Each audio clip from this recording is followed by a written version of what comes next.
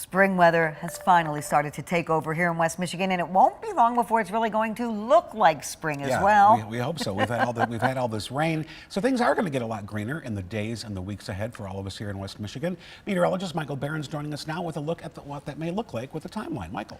Yeah, guys, we started to see some of our first leaves pop out on those trees here late last week and into early this week. So pretty much right on schedule here in West Michigan, if not just a little bit behind schedule, thanks to a very cloudy and a rather chilly April that was in place across West Michigan. Over the past several decades, we've been pretty stable here in West Michigan when it comes to when we do see those first leaves. We've seen a change of about 2 degrees, 2 days earlier into the year compared to some of those climate normals, but that's not everywhere across the region. You can see just barely getting into that early range in Grand Rapids, but as you travel to northern Kent County and along much of the lake shore, we've actually seen the opposite pattern. Spring coming a little bit later in the year for many areas along the lake shore. And in fact, this year here in West Michigan, the entirety of our region saw some of those later than average first leaves across the region. And like we said, it really goes back to what we saw through the month of April. The cloudiest of all time,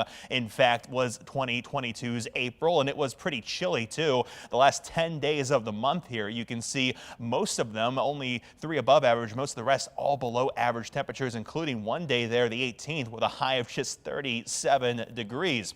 Compared to how this shakes out to the normal pattern, only about a little bit out of the ordinary. About every 1 to 4 years, we see a spring arrive when it did this year, so no major change. And over the coming days with that warmer weather, more green will be across the region.